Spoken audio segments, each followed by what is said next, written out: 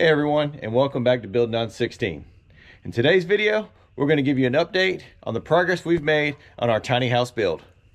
All right, well, before we get started, let me catch everybody up to speed.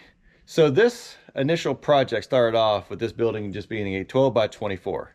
We added on an addition to it to make the grand total 24 by 24. But we'll get into that in just a minute as we get inside.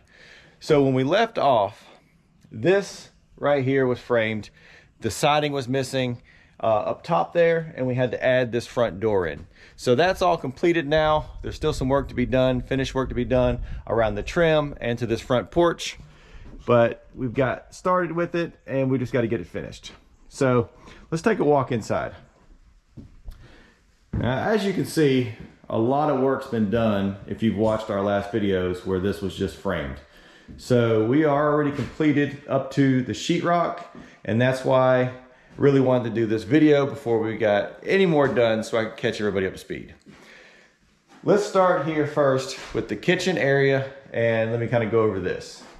So this part of this front area, which is open space here, this kitchen layout is going to look like this.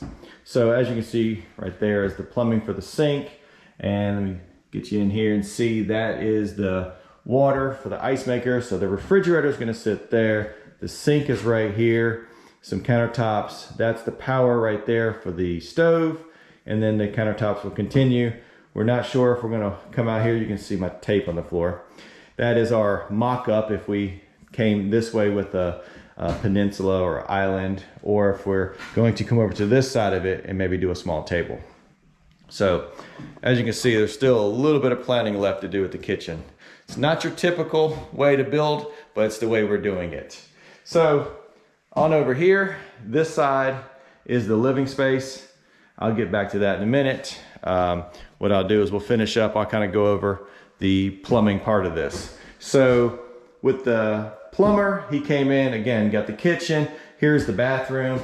He installed this corner shower unit for us. We decided to go with a 38-inch corner unit, and we'll have glass doors.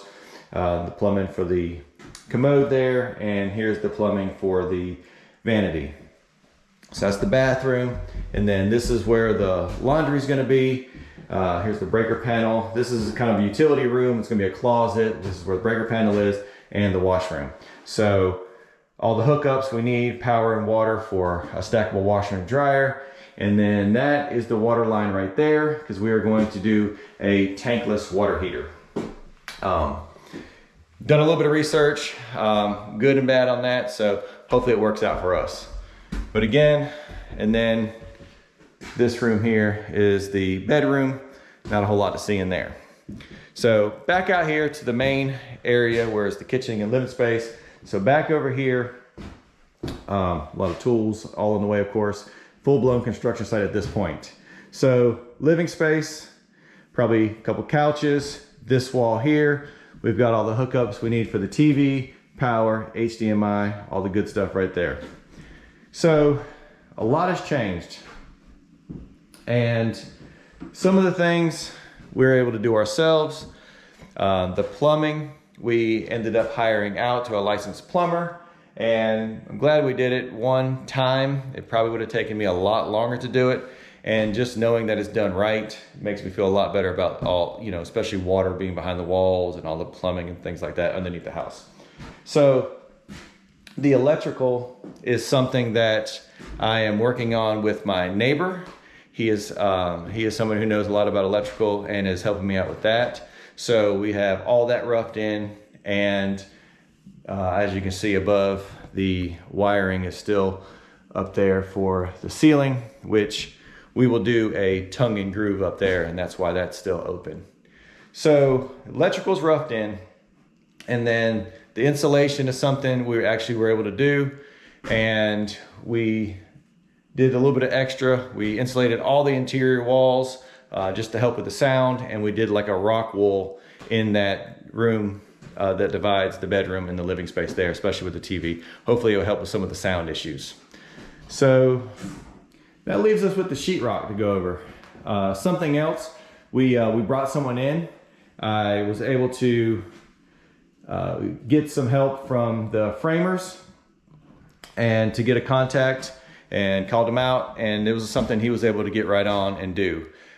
Finished up just a couple days ago, and it turned out great.